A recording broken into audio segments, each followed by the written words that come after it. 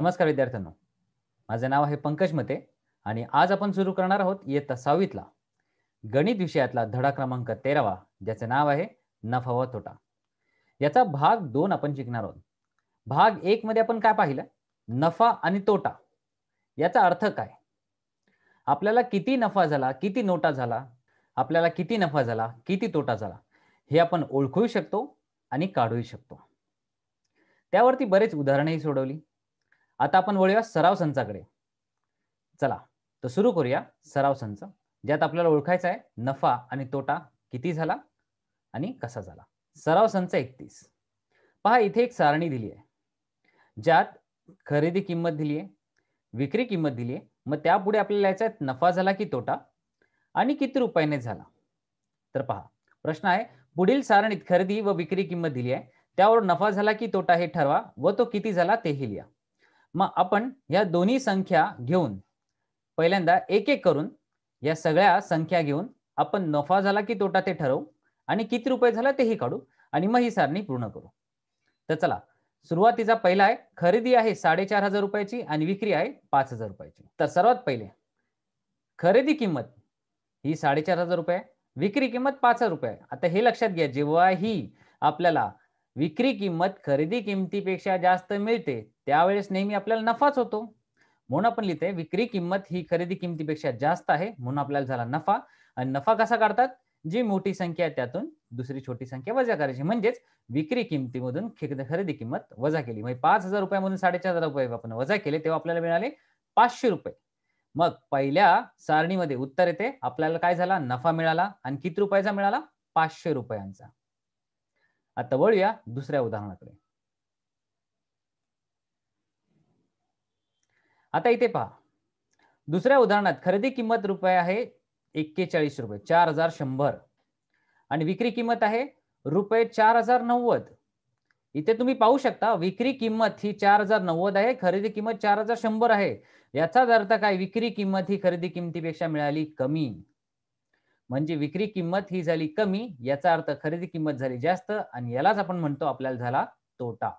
मग आपण लिहिले विक्री किंमत ही खरेदी किमतीपेक्षा कमी मिळाली, त्यामुळे आपल्याला झाला तोटा. आणि तोटा कसा काढतात? तसेच मोठी संख्या वजा छोटी संख्या म्हणजे खरेदी किंमत वजा विक्री किंमत. तर खरेदी किंमत होती 4100 म्हणजे 4,100 आणि विक्री किंमत होती 4,090. या दोघांची वजाबाकी केली तर आपलं उत्तर भेटले रुपये 10. म्हणजे या दुसऱ्या उदाहरणात आपल्याला झाला तोटा आणि किती रुपयांचा झाला? एकूण 10 रुपयांचा.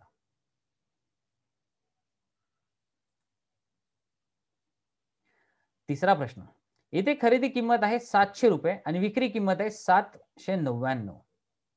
लक्षात घ्या, विक्री किंमत आपल्याला किती? 799 आहे, खरेदी किंमत 700 आहे, म्हणजे विक्री किंमत सगळ्यात जास्त आहे. याचाच अर्थ आपल्याला झाला नफा. तर विक्री किंमत ही खरेदी किमतीपेक्षा जास्त असल्यामुळे आपल्याला झाला नफा. आणि नफा कसा काढतात? विक्री किंमत वजा खरेदी किंमत. म्हणजे 799 वजा 700 रुपये केले तर आपल्याला किती रुपये मिळाले? 99 रुपये. मग आपण या तिसऱ्या प्रश्नाचं उत्तर काय लिहिणार? आपल्याला झाला आहे नफा आणि किती रुपयांचा झाला?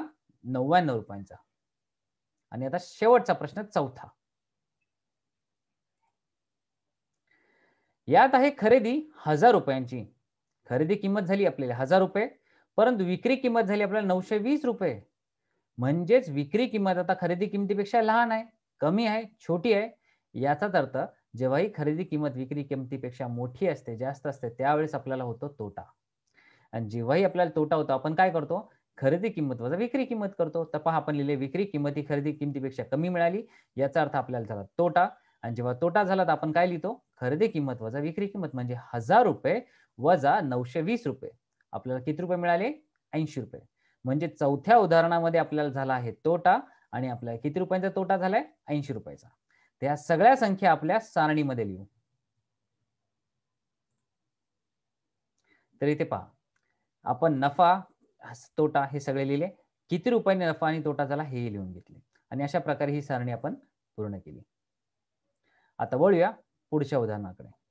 दुसरा प्रश्न, दुकानदाराने एक सायकल 3,000 रुपयांनी खरेदी केली. लक्षात घ्या, एक दुकानदार होते, त्यांनी एक सायकल विकत घेतली, खरेदी केली. किती रुपयाला? 3 रुपयाला. म्हणजे त्यांची खरेदी किंमत झाली 3,000 रुपये. आणि तीच सायकल विकली 3400 रुपयांना. म्हणजे त्यांना विक्री किंमत किती मिळाली? 3400 रुपये. तर त्यांना किती रुपये नफा झाला? ते लक्षात घ्या. आता विक्री किंमत ही खरेदी किमतीपेक्षा जास्त आहे म्हणजे त्यांना नफाच झाला. आणि किती रुपये झाला हे कसे काढायचे? विक्री किंमत वजा खरेदी किंमत. तर चला आपण पाहूया याचं उत्तर.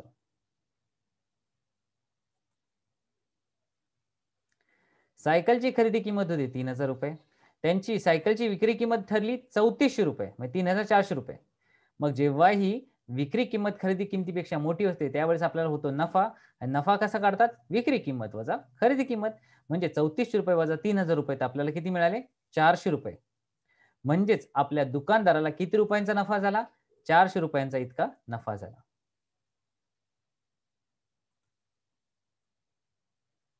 आता पहा तिसरा प्रश्न. सुनंदाबाईंनी 475 रुपयांना दूध खरेदी केले. लक्षात घ्या. मग आपल्याला खरेदी किंमत किती मिळाली? 475 रुपये.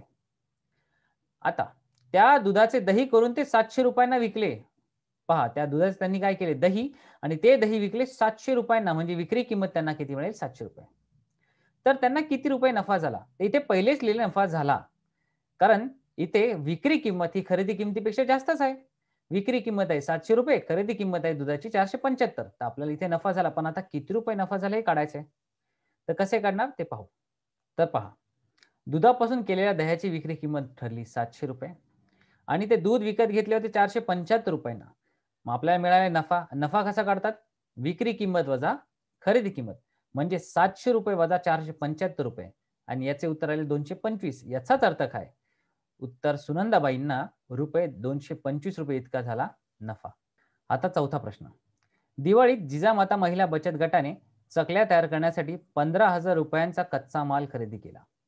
पहा, आता ह्या जिजामाता महिला बचत गटाने 15,000 रुपयांचा चकली खरेदी करण्यासाठी माल खरेदी केला. तर 15,000 रुपयांचा झाली खरेदी किंमत. आता तयार झालेल्या चकल्या विकून त्यांना 22,050 रुपये मिळाले. म्हणजे त्यांनी सगळ्यात चकल्या तयार केल्या आणि त्यानंतर त्यांना 22,050 रुपये इतके मिळाले. म्हणजे विक्री किंमत झाली त्यांची 22,050 रुपये. तर बचत गटाला किती रुपये नफा झाला हे काढायचं आहे. तर पहिल्यांदा आपण खरेदी किंमत लिहून घेऊ, त्यानंतर विक्री किंमत लिहून घेऊ आणि मग दोघांची वजाबाकी केली तर आपल्याला काय मिळेल? नफा. तर पहा, चकल्या तयार करण्यासाठी लागणाऱ्या कच्च्या मालाची खरेदी होती 15,000 रुपये. तयार चकल्यांची विक्री किंमत झाली 22,050 रुपये. आता जर विक्री किंमत आपल्या खरेदी किमतीपेक्षा जास्त असेल याचा अर्थ आपल्याला झालाय नफा. नफा कसा करतात? विक्री किंमत वजा खरेदी किंमत. मग 22,050 वजा 15,000 केले तर आपल्याला उत्तर आले रुपये 7,050. याचाच अर्थ जिजामाता महिला बचत गटाला एकूण 7,050 रुपये इतका नफा झाला.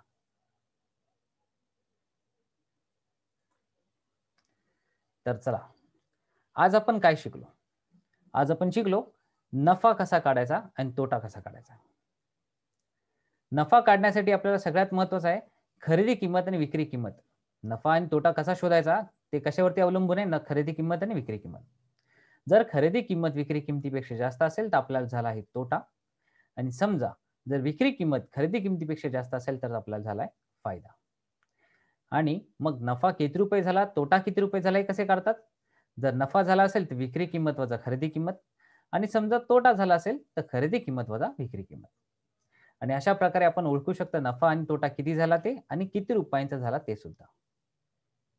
तर पहा, या आस विद्यालयामध्ये तुम्हाला अशाच बऱ्याच वेगवेगळ्या प्रकारची उदाहरणे तुम्हाला सोडायला भेटतात. असेच आम्ही बरेच वेगवेगळे विषय शिकवतो.